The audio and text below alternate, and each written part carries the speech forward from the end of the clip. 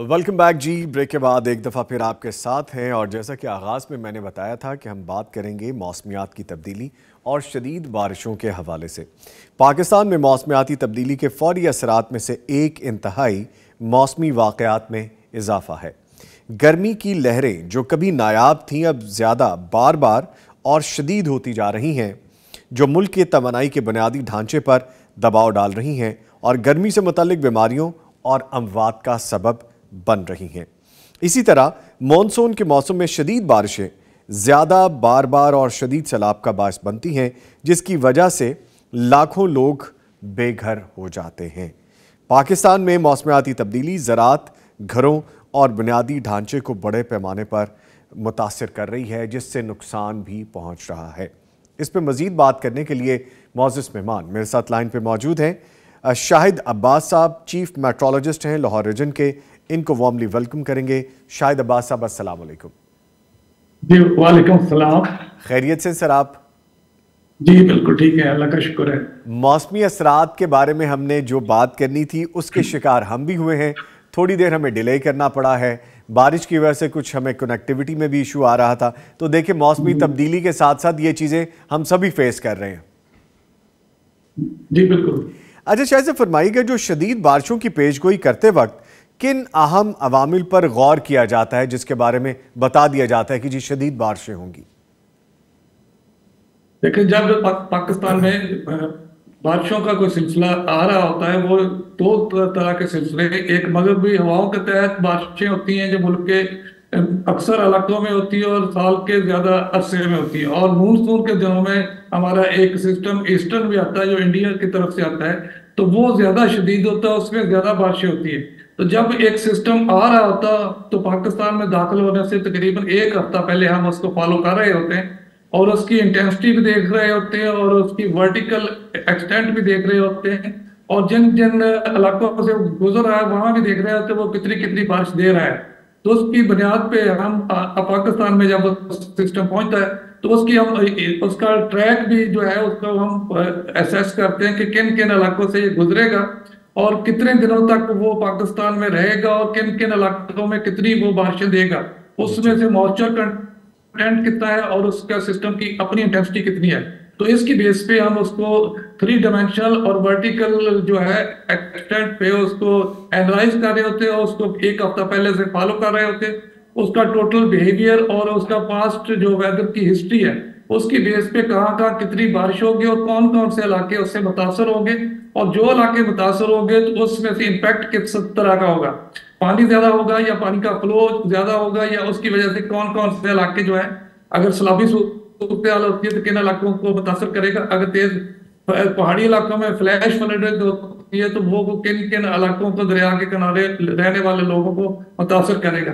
तो ये सारी चीजों की एनालिसिस के बाद हम जो है उसकी फोरकास्ट भी देते हैं, उसकी एडवाइजरी भी अदारों को देते हैं, जितने भी मैनेजमेंट के और रेस्क्यू के और रिलीफ के अदारे, और साथ उसका इम्पैक्ट भी हम उसको बताते हैं कि ये इसका क्या क्या इम्पैक्ट हो सकता है। जैसे सर्दियों में अगर स्नोफॉल होती है तो उससे लैंड स्लाइडिंग भी होती है, रास्ते भी ब्लॉक हो जाते हैं, विजिटर जो गए होते हैं वो भी फंस जाते हैं। तो ये सारी चीजें हम उसका प्रोविंस वाइज इवन के डिस्ट्रिक्ट वाइज भी उनको हम एडवाइस करते हैं, और आने वाले सिस्टम का चंद दिन पहले जो मुतलका अदारे हैं सबको पीडीएम में एनडीएम में सबको एडवाइजरी भेजते हैं ताकि वो अपने प्रिपेयर कर ले और लोगों को और रेस्क्यू के और दूसरे अदारों को मैनेजमेंट के और स्टेशन के अदारों को ताकि वो अलर्ट कर दें। अच्छा तो शायद जी जी जी कंप्लीट कीजिए जुमला अपना। जी अच्छा ठीक है। वो बेस पे अदारे जो है अपने जितने भी उनका स्टाफ होता है या जितने भी उनके एजेंसीज होती हैं वो सारे उनको पीडीएम में एनडीएम में डिस्ट्रिक्ट और तहसील लेवल पे एडमिनिस्ट्रेशन को अलर्ट करते हैं, और उसके बाद हम सिस्टम को वॉच कर रहे होते हैं और आवरली बेसिस पे या 6 आवरली बेसिस पे उसको हम सारी उसको आगे कम्युनिकेट कर रहे थे सिस्टम इस वक्त कहाँ है और उसका कितनी क्वांटिटी रेन या अच्छा विंड की शाहिद सूरत अब्बास में साहब, या जैसे आप स्नोफॉल बता या रहे हेल हैं, की सूरत में हो चुकी है और क्या एक्सपेक्टेड है, ठीक और है। उसके मुताबिक फिर वो अपना एक्शन जो है प्रिपेयर किया होता है, उसको एक्शन को जो है एग्जीक्यूट करते हैं। अच्छा शाहिद अब्बास साहब, जैसे आप बता रहे हैं कि क्या प्रोसेस है जिसके बाद बताया जाता है, फिर इसके बारे में ये भी बता दीजिए जो शदीद बारिश के बारे में दुरुस्त पेशगोई करना बारिश बरसने से कितना अर्सा पहले मुमकिन है?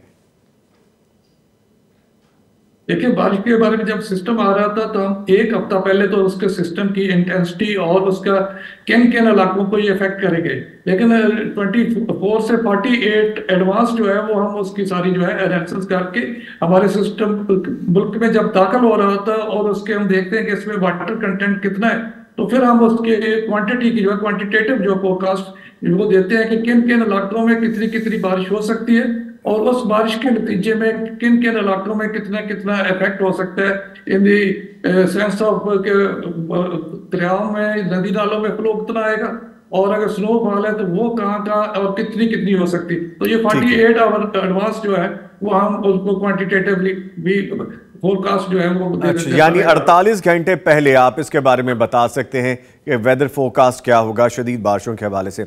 ये फरमाइएगा, क्या मौसम कैसा मौसम जो है वो तेज और ज्यादा बारिश का बायस बनता है, क्या वो सिचुएशन होती है? देखिए, अगर सिस्टम जो है नॉर्मली जो हमारे मगरबी हवाओं के तहत जो सिस्टम अफगानिस्तान और ईरान की तरफ से आते हैं तो उसमें से दो फीचर होते हैं। एक तो ये सिस्टम जो होता है ज्यादा कोल्ड होता है, इसमें से ठंडी हवाएं होती है और इसमें से बारिश की जो मिकदार होती है क्योंकि वेस्टर्न से होती है तो ये हमारे अगर तो वो लो लैटिट्यूड में तो फिर अफगान बलूचिस्तान में उसकी बारिशें पहाड़ी इलाकों में काफी होती है। उसके अलावा जो है ये केपीके में और कश्मीर में ज्यादा बारिश एज कम्पेयर टू पंजाब और जो सेंट्रल एरिया सिंध के और पंजाब के इनमें कम बारिश होती है। और क्योंकि पहाड़ी इलाके होते हैं उसके जब रुकावट होती है तो सिस्टम को अपलिफ्ट करता है तो उससे पहाड़ों के जिस तरफ से दाखिल होता है उन साइड पे बारिशें बहुत ज्यादा होती है, जिससे जो है फ्लैश फ्लडिंग भी होते हैं, रेले भी बनते हैं और कुछ जो है वहां के रहने वाले लोगों को ये पानी के जेर असर जो है उनके नुकसान भी होते हैं। तो वो हम उसको इस बेस पे असेस कर रहे होते हैं कि लेकिन जो हमारे ईस्टर्न सिस्टम है जो मानसून में आते हैं वो हमारे इंडिया की तरफ से या अरेबियन सी की तरफ से आते हैं। उन दिनों में चूंकि हवा टेम्परेचर काफी ज्यादा होता है तो हवा में ज्यादा नमी सहारने का उसमें एहलियत होती है, एनर्जी होती है, तो वो सिस्टम तो बड़े स्ट्रॉन्ग होते हैं। 100 ऑफ मिलीमीटर बारिश भी एक दिन में हो सक जाती है, ठीक तो है। वो बारिशें तो बहुत स्ट्रॉन्ग होती है। लेकिन आजकल की जो बारिशें खासकर ये जो सीजन जा रहा है ये ट्रांजिशन पीरियड है, इसमें से टेम्परेचर तेजी से शूट करते हैं जिसके असर जो बारिशें होती हैं उसमें से मिकदार तो बहुत ज्यादा नहीं होती मानसून की तरह, लेकिन उसकी जो इंटेंसिटी होती है बारिश शावर की सूरत में बड़ी तेज होती है। जब तेज ठीक होती है है। तो पहाड़ी इलाकों में पानी वो ढीला बनता है और विद इन शॉर्ट टाइम उन इलाकों तक वो पहुंच जाता है जिसके लोगों को अफेक्ट करता है। ठीक और है। आजकल के दरियाओं में तो वो बहुत बड़े सैलाब का खतरा नहीं बनता, लेकिन छोटे दरियाओं और नदी नालों में तो वाकई सैलाबी सूरत हाल हो जाती है।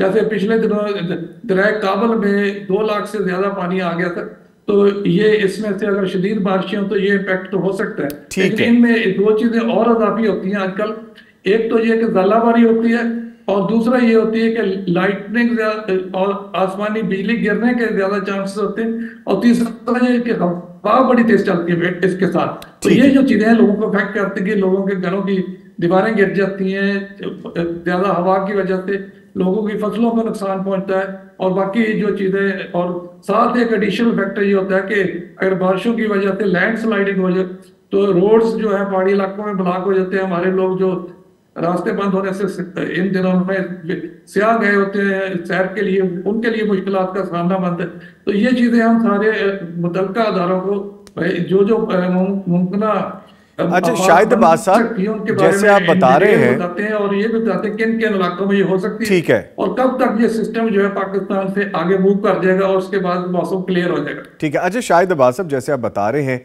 कि इन दिनों में जैसे मौसम अच्छा होता है लोग ट्रैवल करना शुरू कर देते हैं तो एहतियात करनी चाहिए। जब हम एहतियात की बात कर रहे हैं तो ये भी फरमाइएगा कि तेज़ बारिश में सफ़र करते या रास्ते पे चलते हुए अपनी जान की हिफाजत के लिए किन बातों को ख़ास तौर पे मद्देनज़र रखना चाहिए?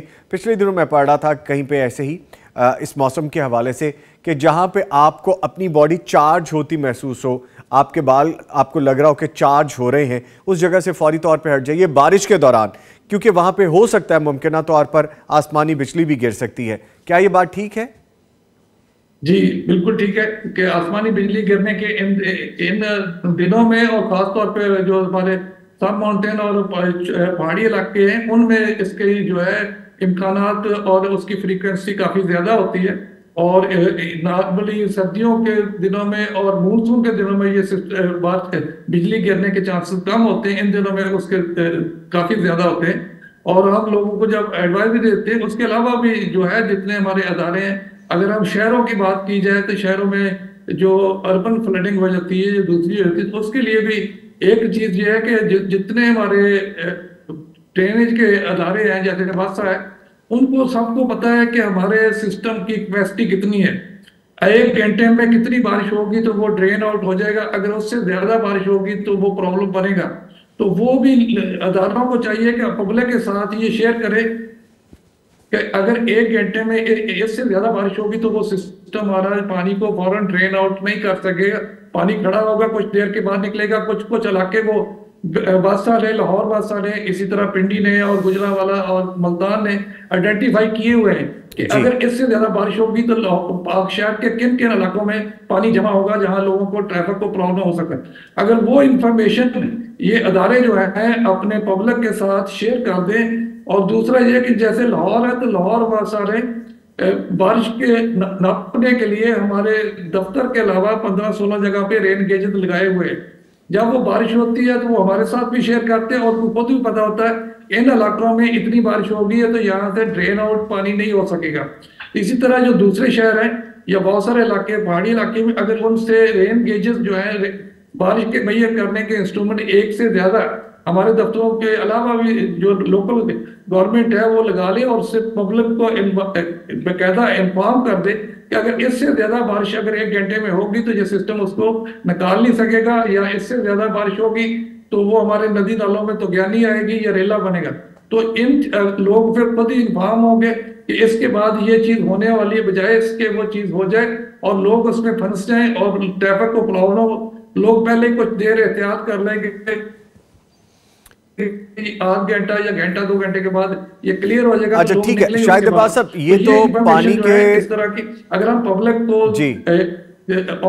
उनको उन तक पहुंचा दें। आजकल तो कम्युनिकेशन के जराए जो है बड़े आसान है, मोबाइल पे, नेट पे और व्हाट्सएप पे, तो लोग जो है इस सहूलत से, इस इंफॉर्मेशन से काफी जो है परेशानियों से वो बच सकते हैं। बट ठीक है, शाहिद अब्बास साहब हमारे साथ मौजूद थे, चीफ मेट्रोलॉजिस्ट लाहौर रीजन।